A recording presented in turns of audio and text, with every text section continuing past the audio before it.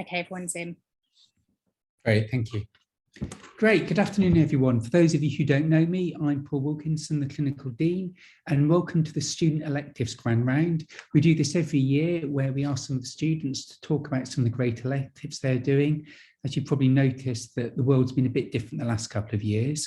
So the electives programme did have to be changed. We agreed that the students should either do their electives in the UK or back in their home countries, but going to third countries we just agreed would be too difficult.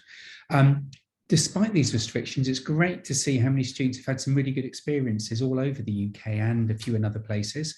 And three of our students are going to talk about these today. Some of you may be wondering though where they did go. So we've got something about that here.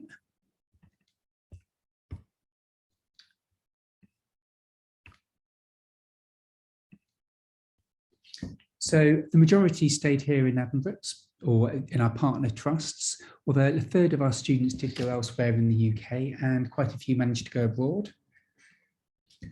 Within Cambridge, it was a wide range of different parts of the hospital, which was great to see. And one of the things that we also did was that we've organised some extra teaching for students. In particular, our international health group ran a week giving a whole set of talks and interactive meetings with people from elsewhere in the world. Obviously, our students couldn't go abroad, but we thought it's important to give them the chance to learn about healthcare in the world. In terms of other places where they went in the UK, it was all over the place. In particular, a group of about 7 students had a great time up in North Wales together. But they've been in a lot of different places. Here in Cambridge, as we showed earlier, they've been in a lot of our different departments and in quite a few of our partner organisations nearby. So on to something far more interesting. You can hear the students talk about where they were. So our first students are Ricardo Conchi and Shreya Singhal, who work with the Department of Engineering, looking at designing new crutches. So over to you, Ricardo and Shreya.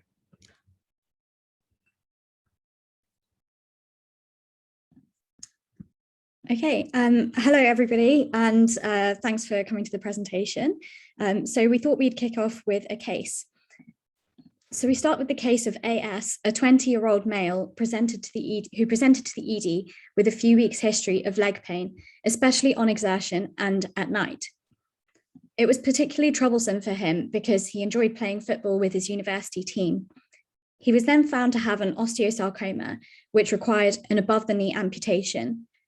As part of this, he was issued a standard set of NHS crutches and went through the standard rehabilitation pathway.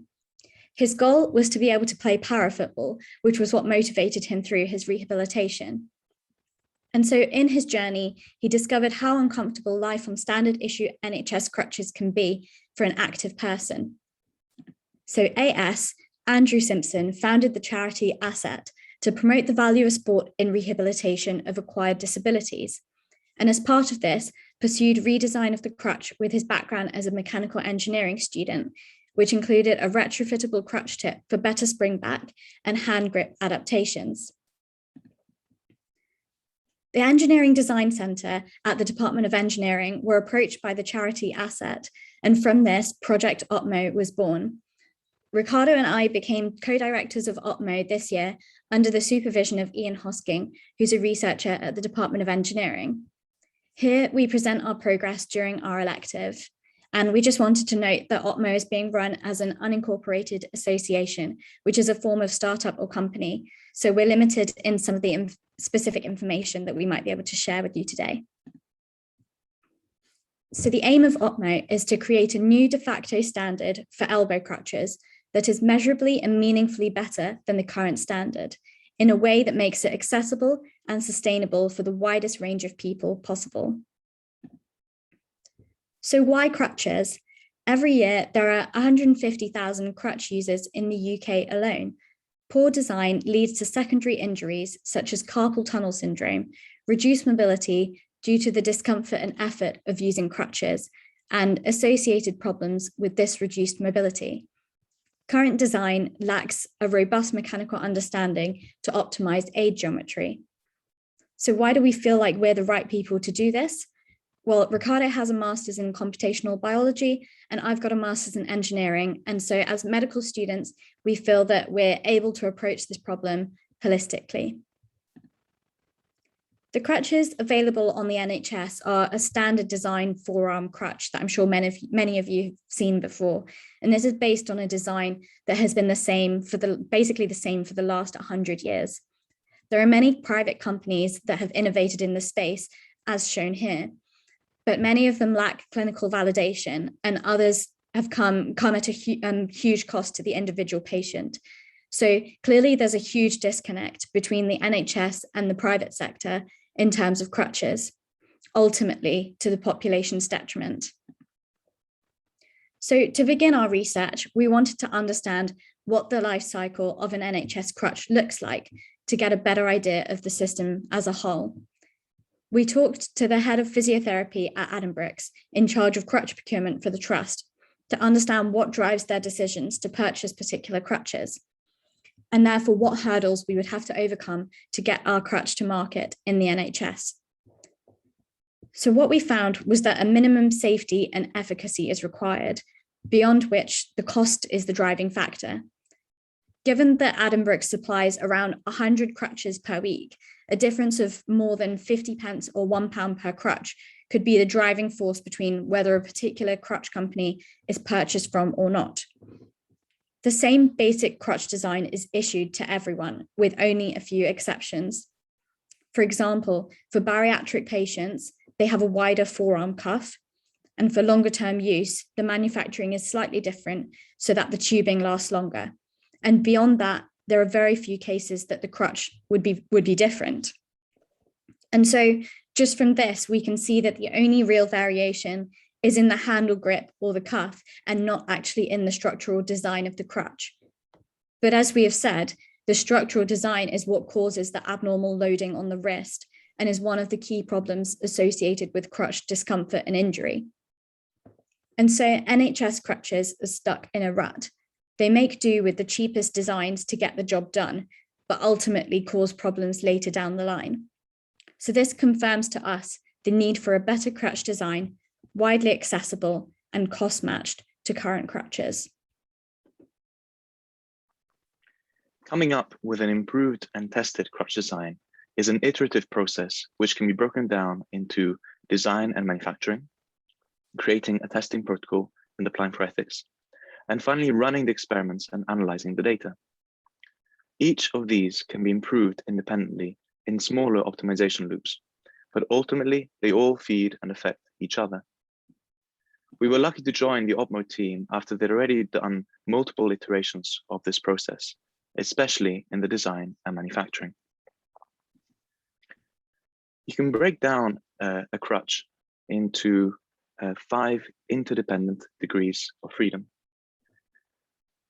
The cuff angle, which is labeled on the diagram on the right, A, the handle angle, the strut offset. So the strut is the vertical rod that you can see at the bottom of the crutch, and that offset is the distance between the base of the handle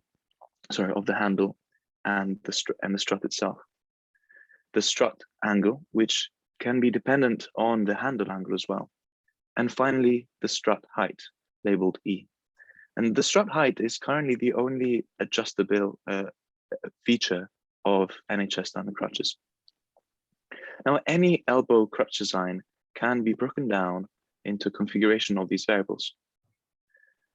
This makes it a very useful framework to systematically compare different designs, be they private or public, and potentially, when coming up with new ones, to systematically vary these degrees of freedom whilst measuring outcomes. However, with such a large potential combination, it becomes essential to come up with a well thought out hypothesis or hypotheses to test, and constraints that can help narrow the search space. And constraints there are. In converting a theoretical design into a physical one, strength, weight, and durability are key factors to consider. For example, version 1 on the left was designed by the Opmo team with the aim to adjust each of the variables that I outlined above independently. Through initial testing at the Cambridge Movement Lab with in-depth gait analysis capabilities, the team came up with various promising designs, which led to the more streamlined and lightweighted version 2. We are now on version 3, or trying to manufacture it in a way that also maintains that strength, weight, and durability. And we're continuing that iterative process of finding that balance between physical constraints and theoretical design choices. To validate the initial results that the team came up with, we came up over this elective with a simple testing protocol that aimed to compare various crutch designs, including the NHS crutch, private company crutches, and the OPMO crutch. In our phase 1 of testing, we plan to use the H10 heart rate monitor, which has an inbuilt accelerometer, to give us a global energy consumption metric, kinematics, and force data. And we would append a comfort questionnaire at the end of each crutch design run. In our elective, as we're waiting for this version 3 design to finish manufacturing, we managed to trial the protocol, comparing walking to standard NHS crutches at the Wilberforce Athletic Strap. And so here we are. Here is my heart rate and speed data for one of these trial runs, trying to crutch along at 36 degrees. And I can tell you, I mean, not only was my heart rate shooting up quite quickly, but I had to stop multiple times on my second and third run because my wrist was just hurting too much. Our elective has now sadly finished, but Shreya and I are pushing forwards with the project. For this term, we have joined forces with Dr. Christoph Schwiening at the Physiology Department to supervise a Part 2 project focused on full-scale testing of the OPMO crutches. And in fact, we will be looking for volunteers for later on this year and next year. So we're very excited for the future of OPMO and the potential for meaningful change within the crutch industry. Although they might be seen as throwaway items, if crutches are made more comfortable and with fewer secondary injuries, it can really make a big difference for all the people like Andrew Simpson, who want to remain active despite needing crutches. And I'm sure if anybody here has ever used crutches, I'm sure you'll all agree that they're a long way away from perfect. So we'd like to say a big thank you to everybody who's listed here who helped us during our elective. And thank you for listening to our presentation, and we welcome any questions that you might have.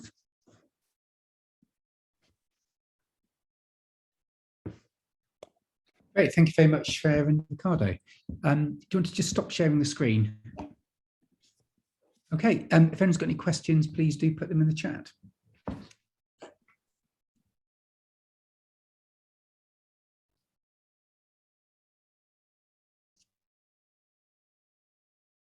So how did you both get involved? Yeah, I'm happy to answer that one. I did a project with Ian Hosking during my SSC, which was looking at basically the systems design in the A&E department and how patient flow works there.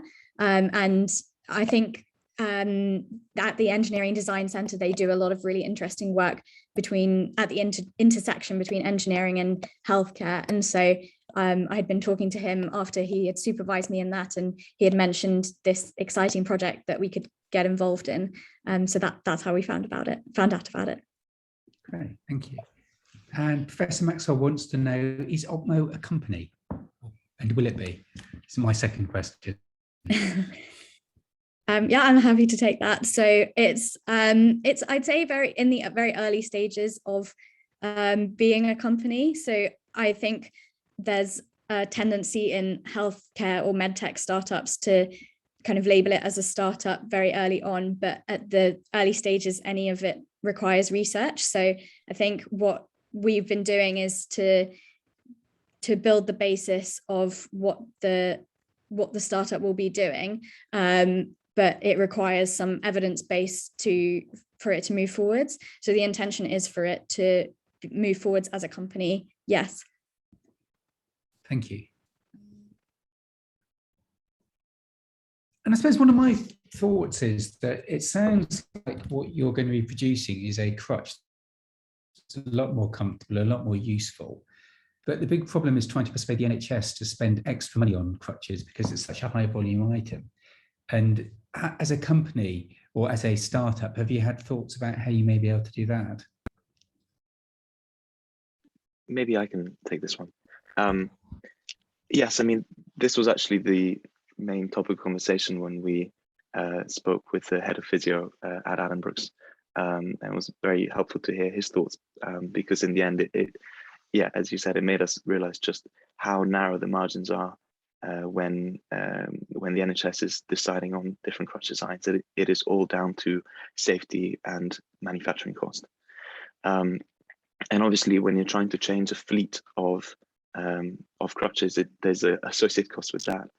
I think the way that we plan to go about it, it's impossible to try to come up with such an optimized manufactured design straight up at the beginning. So we're planning to get a lot of kind of good quality research in, start building a design that maybe will start off as being not as an NHS one, but with the aim to bring down the cost and bring the safety requirements, and well, that would be for anything else, but and kind of organize in such a way that then it becomes possible to try to push through. And actually, that's one side. On the other side, also make the NHS realize that maybe actually the design they have isn't quite as good, and if it is causing problems down the line, the health economics argument becomes a lot stronger if we can prove that that a new design wouldn't do that. So I think it's a mixture of research, getting set up initially, and building the health economics argument. And Chris Walpert makes a good follow-up question to that is, could it be worthwhile aiming for the private market rather than the NHS market? Yeah, so that's kind of the idea, but I think there are so many private companies out there that and I think it is a challenge to try to bridge the gap between the number of private companies out there and the NHS standard crutch. And I think we would love to try to bridge that gap.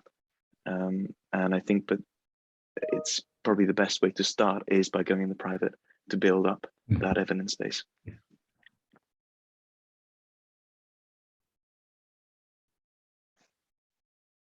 I guess also just to say that clearly there are people with a lot more experience than us here listening to this. So if anybody is interested in getting involved or advising us for Opmo, that would be great as well, because we both have kind of entrepreneurial interests within health tech, and yeah, it would be great to hear from you if you are interested. Absolutely. Thank you for a really clear presentation. And one of the things that I think is great about the Cambridge Medicine course is the many opportunities you get at part 2 to do a whole range of things. And one of you did engineering and the other did computational biology. It's led you to come to this project, and there's entrepreneurialism training, so you can get some advice in taking this forward to be a company. And our students get those chances here, and I think that's great. Okay, thank you. So our next speaker today is Laura Lindahl, who's going to talk about her elective she did in community geriatrics up in Ely. So over to you, Laura.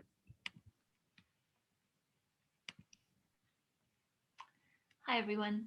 So I did community geriatrics because I like working with older people, and I spent a bit of time working as a carer in a care home previously, and Ely because I live in Ely. So the first 2 weeks, my supervisor was away on holiday. So I spent the first week at a GP local surgery, and I was shadowing GP clinics, and I spent a bit of time with a respiratory specialist nurse and healthcare assistants as well. And I want to be a GP long term, so it's always good to get time there. And then the second week, I was also supposed to be in GP, but I actually got pinged by the COVID app, so I had to isolate that week. But it was actually really lucky because I got to do this online international healthcare unit that Professor Wilkinson just mentioned. So I'll go into that in a bit more detail in a sec. And the next 3 weeks I spent doing community geriatrics, and that was a mixture of home visits with district nurses, physios, OTs, and pharmacists, and some ward work as well. So a little bit more on the International Healthcare Unit. So this was a short course of online talks that were given by a variety of healthcare professionals from different developing countries around the world. And it was provided by the Improving Health team, I believe, to try and plug a bit of the gap that was created because we obviously couldn't go abroad for our electives, although obviously it couldn't fully make up for that. So I just put a few kind of messages that I took away from this experience. So there was a talk from India about the COVID situation there, and you might have seen in the news that parts of India were particularly badly hit by the pandemic, and you might have seen things about oxygen shortages, for example. But I wasn't so aware about the fact that lots of doctors working in India at the time had to stay at hospitals and hotels for really extended periods, going backwards and forwards between there and hospital, and they couldn't see friends and families for weeks at a time, which just sounded like a really horrible situation. And incidentally, India was probably where I would have gone for my elective if we could have gone abroad. Then there was a talk from Myanmar, and they are telling us about how lots of doctors who train there would really like to stay in the country and help their fellow countrymen, because there's been a lot of problems in the country recently with poor healthcare resources and conflicts. But they also told us how public sector doctors in that country only make around $300 a year. So that just really helps you realise how there can be a really strong push from their home country to leave and seek better salaries and opportunities in different countries, even though they really would like to stay. There was a talk from a specialist stroke nurse, and she was working remotely from Cambridge with colleagues in Sierra Leone, and they were trying to implement stroke services. And I believe this was going to be the very first specialist stroke service in the country. So really important, interesting work. And they were working with very limited resources and trying to put in place NHS and WHO guidelines. So this was a really interesting week. And I'd previously done my first degree and PhD in neglected tropical diseases and leishmaniasis in particular. And I always thought I was going to end up working in global health. But I feel like that was really sidelined while I've been focusing on my medical degree. So this was really good for sort of re-inspiring me a bit to keep open the possibility of maybe doing some global health work in the future. And especially the fact that this showed us that you could do kind of remote collaborations in global health without necessarily having to leave the country for extended periods.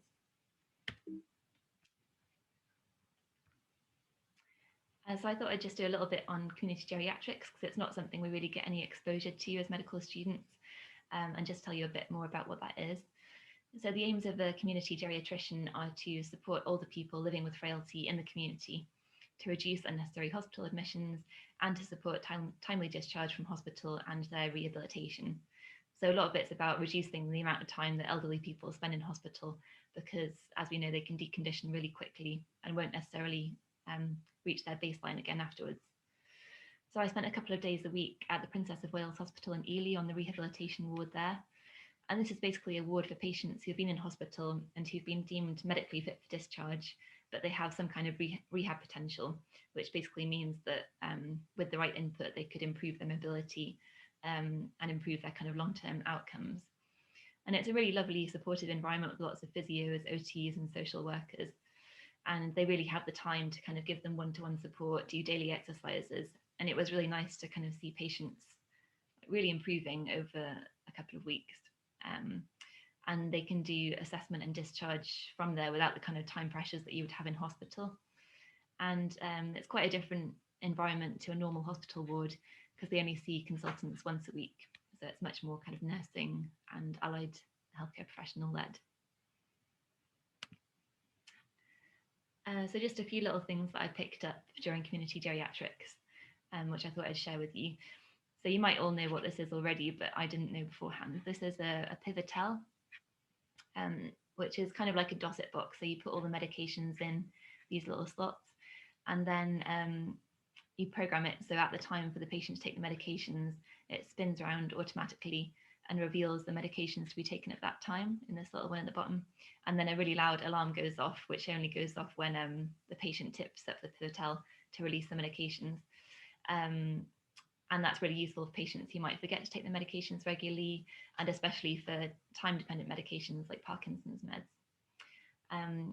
And then when I was out with the district nurses, I did quite a lot of blood sugar monitoring and insulin injections.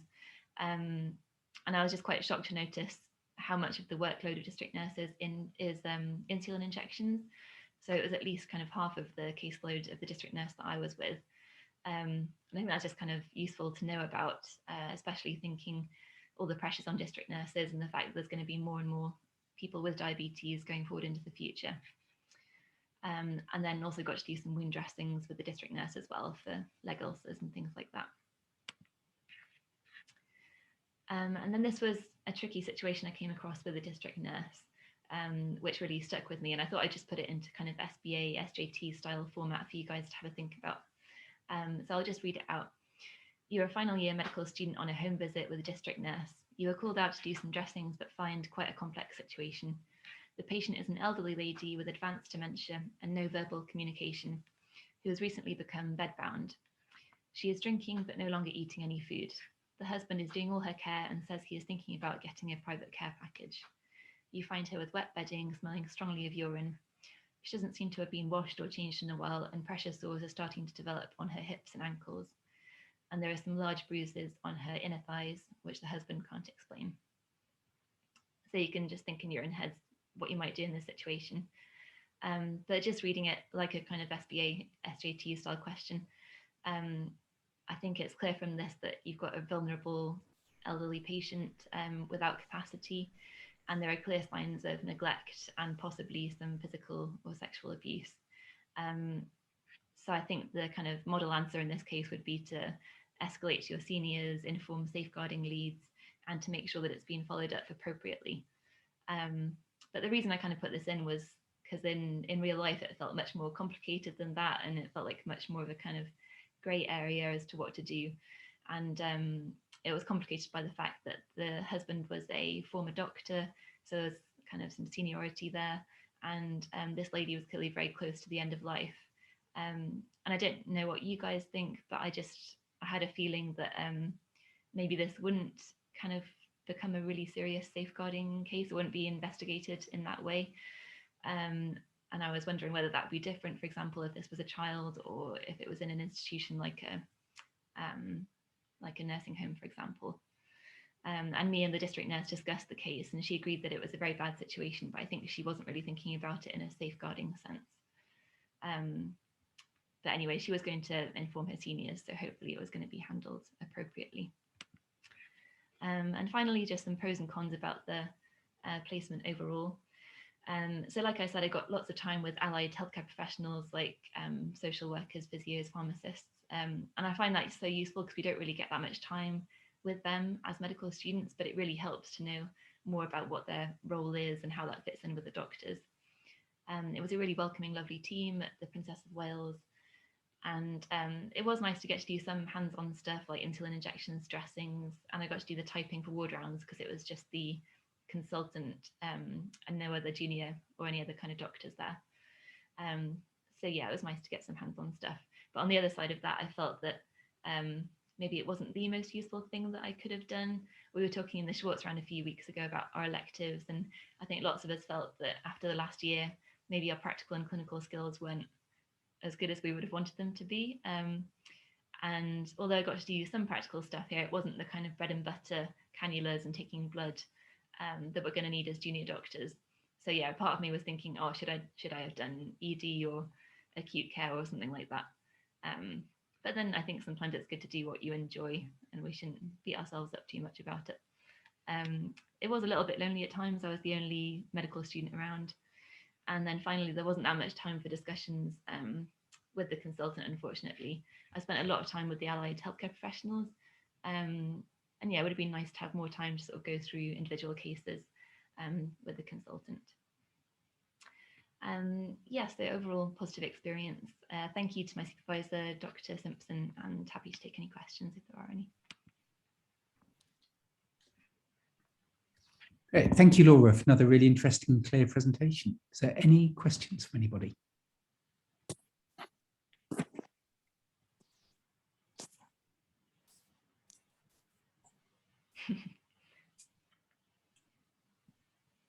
Julian Ray is pretty much saying what I said to Laura on Monday. that it's very valid to use your elective to do interesting things that you find interesting. We should hopefully teach you enough cool stuff. But I think the reality is that a lot of students like Laura have missed out on doing a lot of things because of COVID. And I can understand why so many students have wanted to use the elective to make up on what they've missed out on.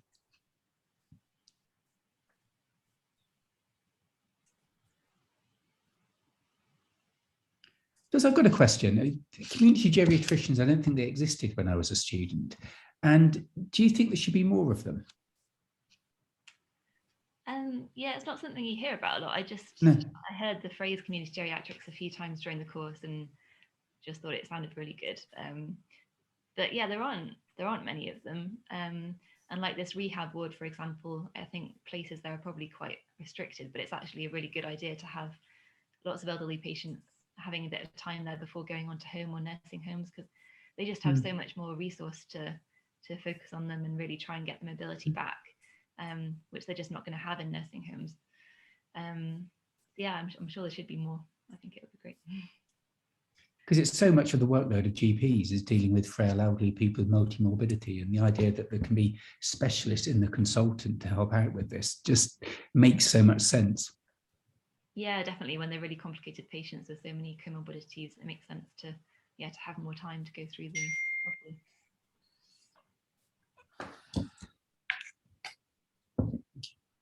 Any other questions from anybody else?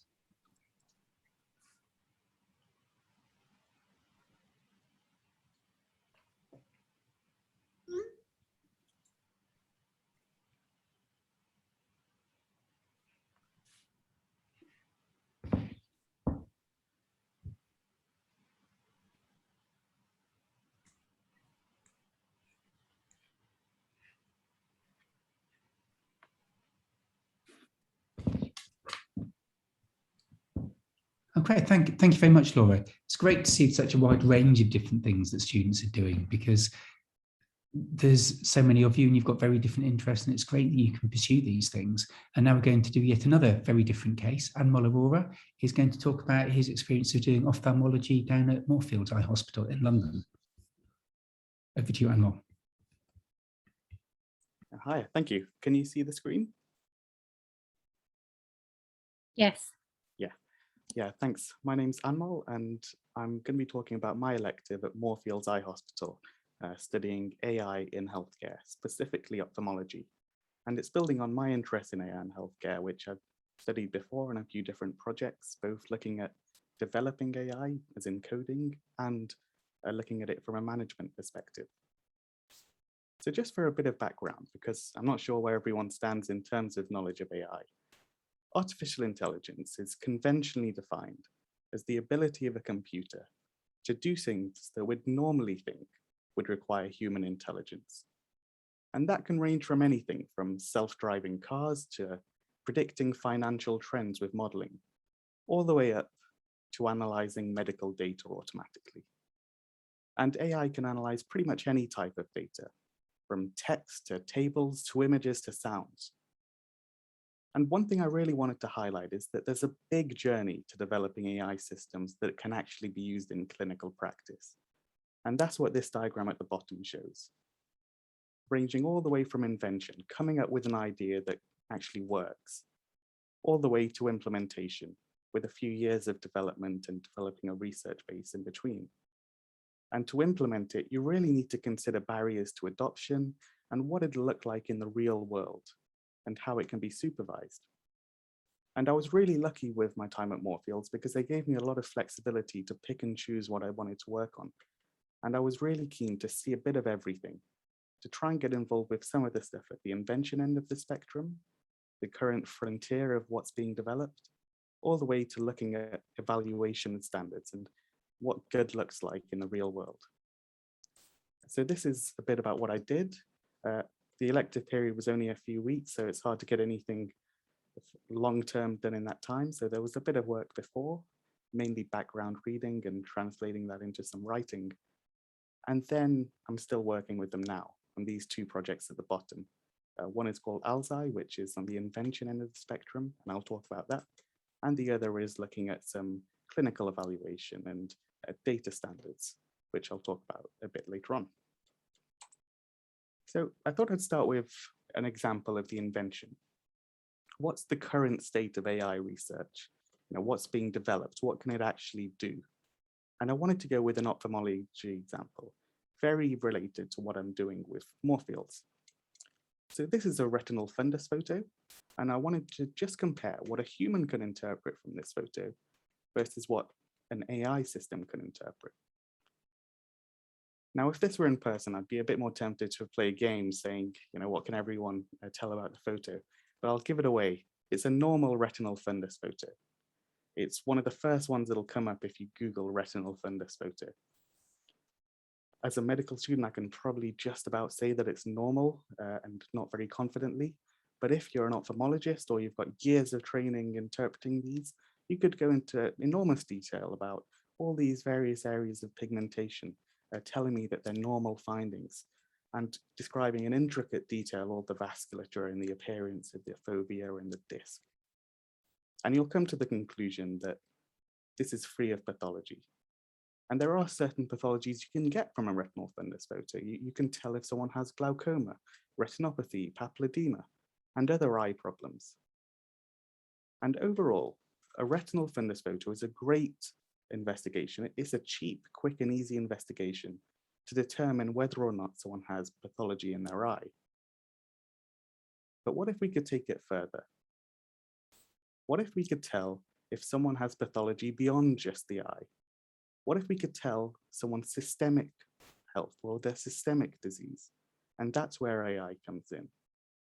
Because it's already been possible for an AI algorithm to look at this same retinal fundus photo with no other information and spurt out information like the patient's age, sex, blood pressure, all the way to their risk of cardiovascular disease and dementia. And that's the current frontier of AI research in ophthalmology, and really AI research in healthcare. The idea that we can gain insights into systemic disease from a regional piece of data. And if you've ever been to Specsavers, they'll have looked in the back of your eye. They might well have a photo like this stored on their computer. And there's a chance that one day in the future, you could analyze that photo and find out your risk of cardiovascular disease or dementia. So that's one of the projects I've been working on with Moorfields. It's called ALZI, and it's looking to use massive data sets to develop this research and basically drive the field of oculomics here, gaining an insight into systemic disease from eye photos.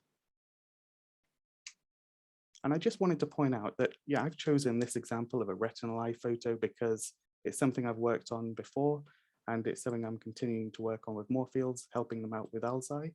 But there's similar research going on into other pieces of data. So ECGs have already been able to find out people's age, sex, and COVID status. And I think it goes without saying that we wouldn't expect any human cardiologist to be able to figure that stuff out from an ECG. With EEGs from the brain, it's even more scary. They've been able to identify specific individuals, with EEGs basically being like fingerprints for people. But that's a whole other scary presentation. Okay, so I've talked a bit about the invention side of things. The next bit I wanted to talk about is that implementation aspect. How can we translate using an idea into something that works in the real world? And here's a diagram of some potential barriers to adoption. I've taken some time to research a bit of each of these, and to be honest, they're all a presentation of their own. And something I've been working on with Moorfields as well, specifically these bottom three, because these bottom three are basically very related to a doctor's workload. Accountability. The doctor will probably be accountable for whatever the AI says if it's the doctor supervising it. Automation bias. If the AI is outperforming the doctor, if the doctor can't reach the same results as the AI, can they really effectively supervise the AI, or will they just go along with whatever it says? Because it takes a bit of confidence to override something that you're told is more accurate than you are. And stakeholders within the organization, doctors are a huge stakeholder, and they need to have some input into what's being developed. And I wanted to expand on this a little bit because I've given this kind of presentation a couple of times, and I always get asked the same question. about whether I think AI will really replace doctors. And to be honest, I used to. In fact, my first publication was in RCP's Future Healthcare Journal, saying about how AI will completely change medical training in the future. And I still think it might, but I don't think it'll replace doctors. And that's what I've been looking to research more and more, and really expanded my thoughts on with Moorfields. So this is a picture of a Boeing 777 autopilot system. It's been used for many years, and it basically runs the flight of a plane. I mean, the pilot does some checks at the start, they switch on the system, see it's all working, and they sit back and enjoy the view. I mean, of course, I'm joking, of course, the pilot is a lot more than that, but what you have seen in the past few years is the role of a pilot has changed from actively flying the plane throughout the journey to supervision, supervising the autopilot, interrupting it if it goes wrong or if there's a problem, and also supervising junior pilots. There's been an increase in training opportunities and simulation. What you haven't seen is autopilots replacing pilots. AI is a tool. It's a useful tool, but it still requires supervision. It still requires clinicians or pilots to be involved in its design. And it still requires a lot of work before it saves lives in a hospital or in a plane. And despite all the AI research in the past 10, 20 years, the number of lives that AI has saved is, well, it's roughly 0. Now, look, autopilot's not a perfect example, but the point I'm trying to make is I'm yet to meet a serious AI researcher who genuinely believes that AI will replace doctors. But one thing that's pretty much overwhelmingly agreed upon is that doctors who use AI might just replace doctors who don't. In the same way that pilots who use autopilot have replaced pilots who don't. In the same way that banks who use financial modeling have replaced banks who don't. And in the same way that doctors who use stethoscopes have replaced doctors who don't. And during the research I've been doing with Moorfields, as I said, unfortunately, I was given a lot of choice to choose what I wanted to work on. I've talked a bit about ALZI and that invention side of things. I've also helped with some writing, which not only improved my understanding of the literature, but hopefully I managed to contribute to evolving it as well, and looking at the clinical evaluation of AI. And I'm working on a really exciting project with them to develop clinical evaluation and evidentiary standards. And there are a couple of key researchers there, Alistair Denniston and Xiao Lu, who have been involved at a national level on trying to determine what good looks like in 10, 20 years time, when AI actually comes into a clinical practice. What will it look like? What standards do we hold it against? And how do we make sure it's safe and that doctors are comfortable using it? And I think that's all I've got time for. Thank you very much for listening. I hope it was at least vaguely interesting. Feel free to ask any questions now or later on. And I've got a couple of references on each of the things I mentioned. Thank you. Great. Thank you very much, Anmol. Another great talk. It's just amazing to think that from an eye picture, you can work out so much. I guess there's some way things computers can do better than us and some we do better than them at. It's about using, I guess like all teamwork, it's about choosing the right bits to do the right things. So any questions for Anmol? So Fiona Cook asked, what initially sparked your interest in AI and how could we increase exposure to AI for our medical students? Yeah, so that's a really nice question. I did a part 2 in management studies actually a couple of years ago. I know you were talking before about the nice range of part 2s people get involved with. And that's where I started researching AI from this organizational perspective. What does good look like? What does it look like in clinical practice? Then I worked backwards to try and get involved in actually developing the stuff. And in terms of increased exposure, this is one thing I'm really keen to work on now. I mentioned that at the start, there was a bit saying that I'm working with NHS England in improvement.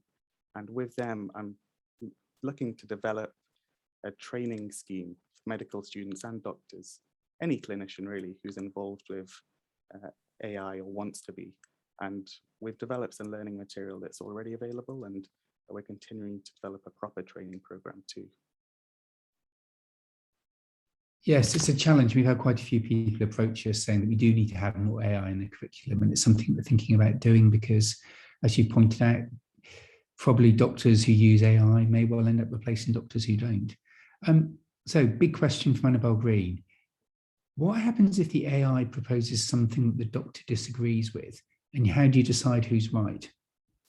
Yeah, so this is the big question of accountability and who's got the overriding authority.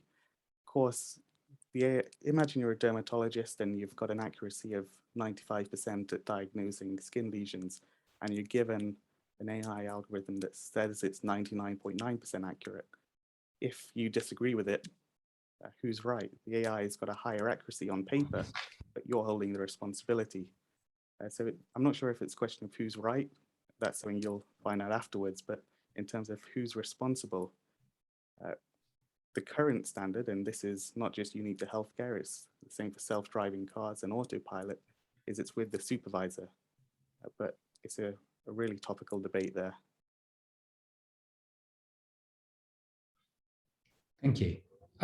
Dennis Pack makes a point that HEA is working on creating medical curriculum for AI and robotics. Yeah. Interesting to hear. Oh, Emma?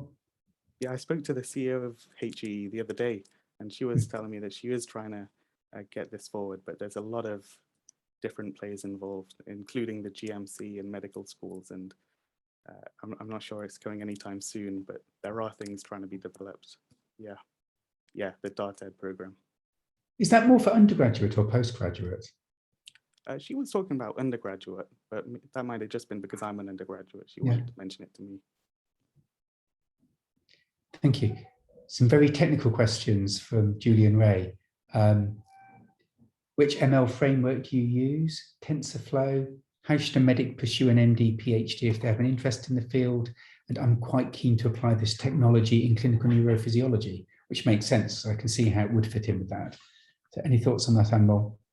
Yeah, I mean, there are all sorts of different frameworks you can use. TensorFlow is obviously a very popular and a great one. I can't really give advice on MD, PhD. I haven't done one myself. I know a couple of people who have, who I can put you in touch with. And it'd be great to reach out about clinical neurophysiology. As I said, EEGs are a really advancing field, and there's some really cool stuff going on there. And even if I'm not the one to help you with, I can certainly push you in the direction of someone who can. Thank you. Ricardo, one of our earlier speakers, makes a point. I imagine for the accountability question, the way we would do that in human interactions is by debate of why we think so. So potentially interpretability of findings will be of help. And I was wondering that because if a colleague and I might disagree about something, we'd talk about it. But if a computer and I disagree, we can't have that conversation, which makes it harder. Yeah, it's one of the things that was on that barriers to adoption slide. Interpretability, the first one actually. And there's a big problem in AI is black box, in terms you can't see what's going on in the black box. You don't know how it's reaching the decisions it is. Now, there are techniques you can use to try and figure out what's going on, to reverse engineer it kind of, where you can figure out things. So one example is with this eye stuff. We've already been able to see that when the AI is reading the fundus photo, when it wants to check the blood pressure, it's looking at the vasculature. We can see which pixels of the image particularly. When it wants to determine the sex, it's looking at the fovea.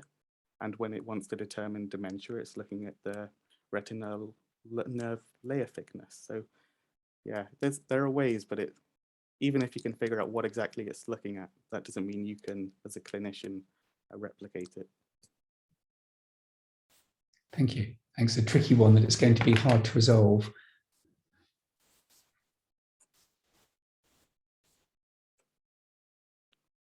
And thank you, Dennis Pack. I've just noted down your email address, so I'll be sure to be in touch about the training programs. Yes, clearly what you're saying is resonating with some of the senior doctors here, which is a good sign. In fact, I think Cambridge has set up an institute for AI in medicine at Cambridge. Yeah. So have you linked up with them at all? I've been in touch with a couple of people there, yeah, and it's exciting to see the AI stuff going on in Cambridge, because I mean, not just with Adam Brooks and obviously with the new institute, but every other academic department in the university, ranging from engineering to the business school, is looking to expand their AI capabilities. So it's an exciting time for sure to be here.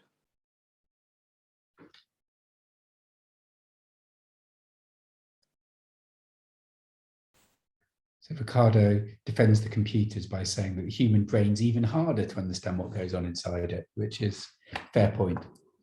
Yeah, yeah. The difference is it's easier to communicate between humans, I guess.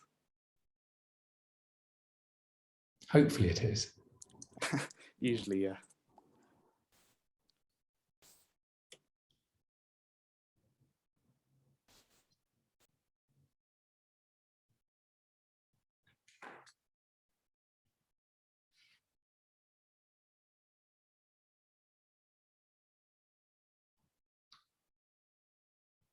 Great, well, thank you. So does anyone else have any more questions for Anmol or either any of the earlier speakers?